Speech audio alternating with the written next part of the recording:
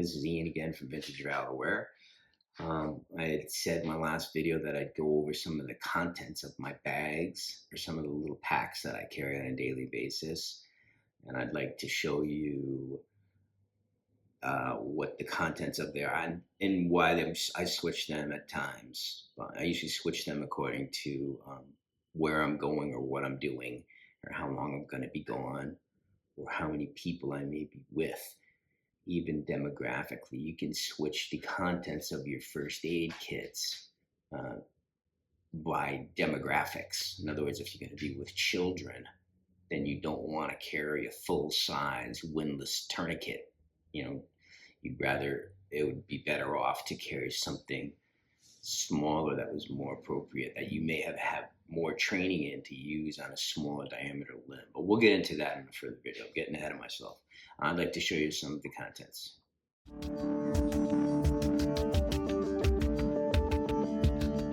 My first pack, daily carry, literally off my belt.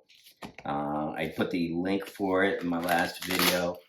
The contents of this basically don't change. I use them for me.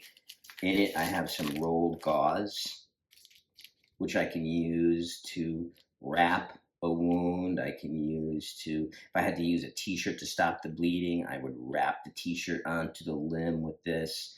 I can use this to pack a wound if I had to. What I would do is I would open this, and on the end, there's a little tiny center. Let me show you here. I'll try to do it with a broken hand. And in the center,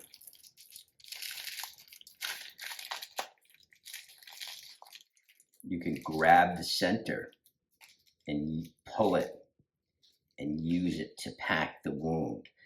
Now, in saying that, with packing, I'm going to tell you something a little bit different than you normally hear, but this is realistic. When I do pack wounds on patients, I don't normally use my finger. The reason is whatever caused the wound could be metallic, sharp, glass, it could be hot, it could be a fractured, compound fracture. The soft tissue could be associated with a fractured bone, which is extremely sharp. So I don't want to stick my finger in there. What I do use is I use something like this. This is just a dowel that we make, I've used these in Ukraine, I've used these all over the world as an aid to packing. It's just a fake, just think of it as a prosthetic finger to use to pack the packing material. I don't mind if this gets scratched by sharp bone or metal or shrapnel that caused the initial soft tissue injury. This is just, once I do pack with this dowel, I'm going to throw the dowel out. It's done. I go back to my third line bag and I get another one. So this is something to think about, is to use something to help you pack the wound instead of sticking your fingers into holes where you don't know what's in there. Also in this pack, I carry a strap tourniquet. This one happens to be a SWAT-T. You can either love or hate all these different types of tourniquets. The reason why I use a SWAT-T is because I've had really good success with them. I can use it as a tourniquet. I can use it as a sling. I can use it as a bandage cover for a burn. There's innumerable things that I can use this SWAT-T, this stretch, wrap, and tuck tourniquet, which is just a line. It's a very large strap of neoprene, basically. And this one is orange. I have a hemostatic agent here. I have Celox RAPID, which is it's a very thin strip of Celox. So it's a hemostatic agent. It's going to aid me in stopping bleeding. It's not going to stop bleeding by itself, but it's going to give me an opportunity to get a jump on stopping any arterial bleeding, or after I've placed my tourniquets, any serious arterial or venous bleeding when I pack. When I use my packing stick, my gauze, and my Celox, which is my hemostatic. I also have another roll of gauze. So that would be 1 day kit. Let's say you were going to the mall or you were going to the movies with the family. That would be this contents right here. Bleeding. I need to control bleeding. And with this little contents, I can control bleeding in many demographics. This tourniquet, because it's a strap tourniquet, works on dogs and works on children and works on adults. If you're unfamiliar with tourniquets and you try to use a cat or a SWAT-T, you have to be trained on how to fit it over a very small limb. And we default to our lowest level of training. And I find that the SWAT-T, for me, under high stress, if I handed it to someone and yelled the instructions, they would be able to do it more effectively.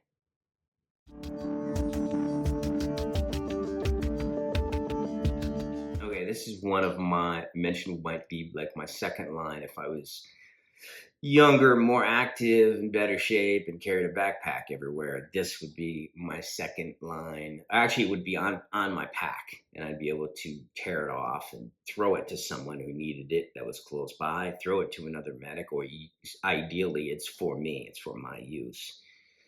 God forbid if I'm injured. But in it, as you see, I've cannibalized some of the contents for other jobs that I've done, but I'll go over the contents that I do have. First, I have just the snake staff windless type tourniquet. I have no experience using this particular brand of tourniquet on a patient. I've never used this particular brand, but it's small. It's got a good reputation online amongst other medics with experience. So I'll give it a shot. It seems well made. I don't know what research they've done, but that's another issue with TC3 committee and all that stuff. What I have here is, if you can see, is I have a chest seal, halo chest seal, which are my favorite. I can use the chest seal for a bunch of different things. I can use it to obviously seal a chest wound, front and back, entrance and exit. But I can also, if I had to, use a roll of gauze over an abdominal evisceration that was sized well to be able to be covered by the halo. So I would use gauze over the evisceration and abdominal laceration, a cut on the stomach. And then to seal that gauze on top, I could put one of the halos. So you can kind of improvise with the halos, but they're for entrance and exit. There's 2 in each pouch. They're really good. They stick really well. The Hydro Seal, the adhesive is very good. I've always liked to use them. They used to have XL halos, which I don't know if they still sell them or not. I haven't been using them that often to replace. But when I first started, they had them. This is the brand that I use, the Halo Chest Seal. So we have the Halo Chest Seal, the snake staff. I use this tape. This tape is kind of interesting because it's basically bandage. It's a Band-Aid material, and it's water resistant, and I just cut a piece off of it. So instead of carrying Band-Aids or some type of Compeed dressing, small, applied dressing to a small burn or cut or puncture wounds, a shallow puncture wound, I cut a piece off of this, and it sticks really well. It's got a plastic cover, and it separates from the tape, and it will stick on the skin really well and cover the injury. So this tape, I got this on Amazon.com. In here I have a hemostatic also. I have some Celox A, Celox is my favorite. This is Celox applicator. So there's both a barrel, like a syringe, there's a barrel, and there's a plunger right next to it.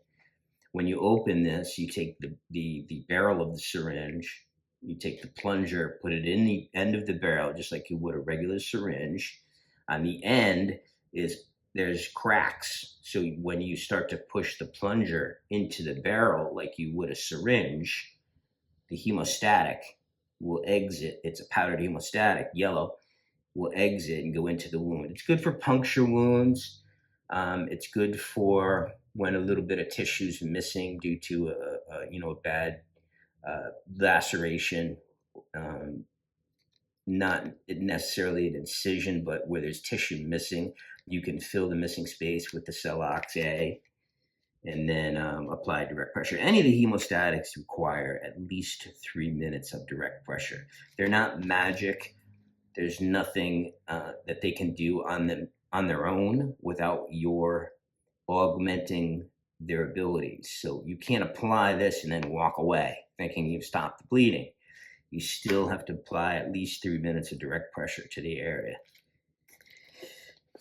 Just another small hemostatic I happen to have in here. It's the opposite to the Celox, which is a quick clot gauze sponge. They're both hemostatic agents. We can get into this in another video. They work in different ways. This is we used to be a zeolite. It was the material that was impregnated in the gauze was zeolite. This is actually a polysaccharide. It's made from shrimp shells. And I've personally, again, it's personal preference, have had better success with Celox than I have with the Quick Clot. The good thing about the little gauze wrap is once you unroll it, it kind of looks like this. So you can cut pieces off of it and wrap it into a wound using, let's say, the tape or more rolled gauze. So it's just like I was trying to explain in my last video. What you see here, I could do a lot with, because you become creative the more patients that you see, the more patient contacts that you have. So I have that. Then I have some rolled gauze, just some compressed rolled gauze, which is basically this. It looks like this. It's in this form. I have an old bandage from Africa, and these are like Vietnam type bandages. That's how old these things are. I still would use it.